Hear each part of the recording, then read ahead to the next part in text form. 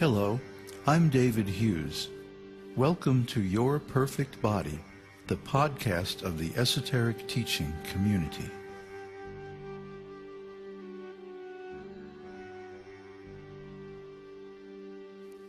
Today's podcast will cover two questions which I received recently. One is from Ulysses, and Ulysses says, I've got this question still. Why are there couples in this material world? Isn't it that there are the same things in spiritual worlds? Families, children, mom, dad. The jivas who are not in conjugal mood do all that? It would be wonderful if you please do a podcast on how is the spiritual world, meaning the places, the people, the culture, the activities, etc., etc. And that's from Ulysses. And there was another question mailed into our Your Perfect Body at esotericteaching.org question address.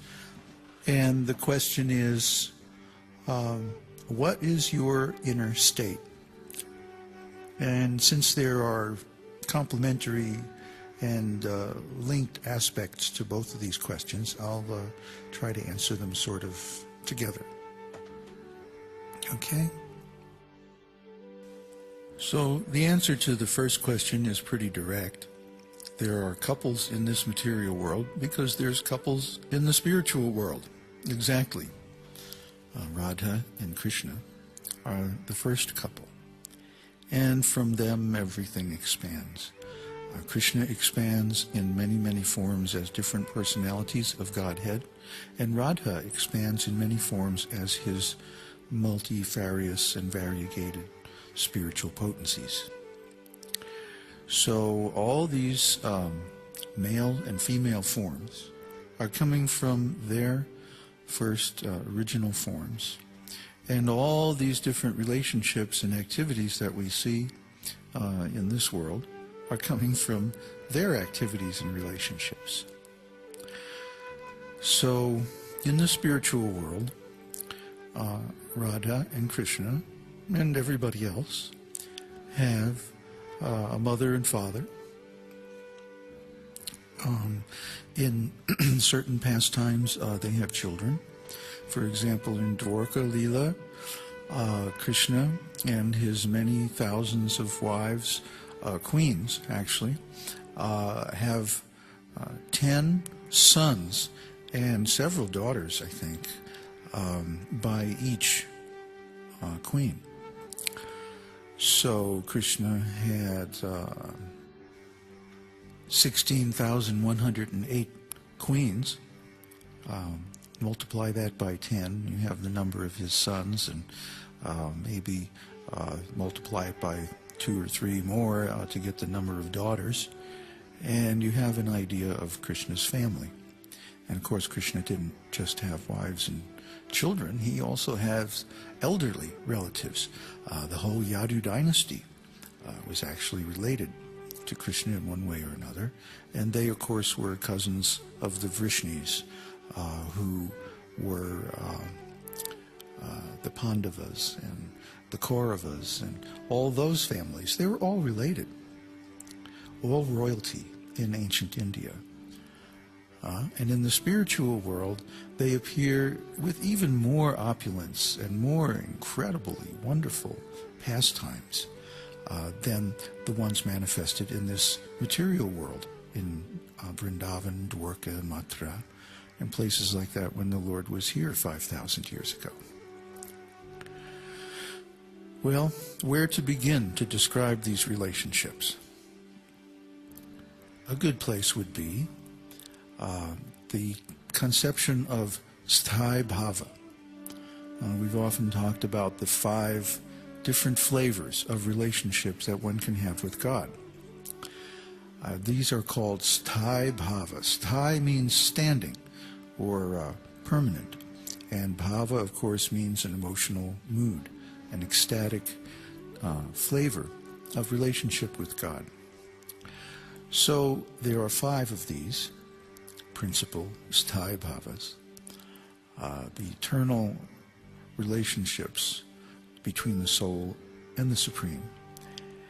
And they begin with Shantarasa, neutrality, neutral adoration. What do they say? Distant adoration, an affair from afar. One doesn't really have that much personal contact with Krishna, or whatever form of the Lord he worships, and he doesn't really serve him directly. He serves only indirectly by serving others, especially serving the devotees. And his devotional service, his direct devotional service, is limited mostly to prayers, glorification of the Lord, preaching, celebration of Vedic sacrifices, the administration of Vedic kingdoms and cultures and things like that.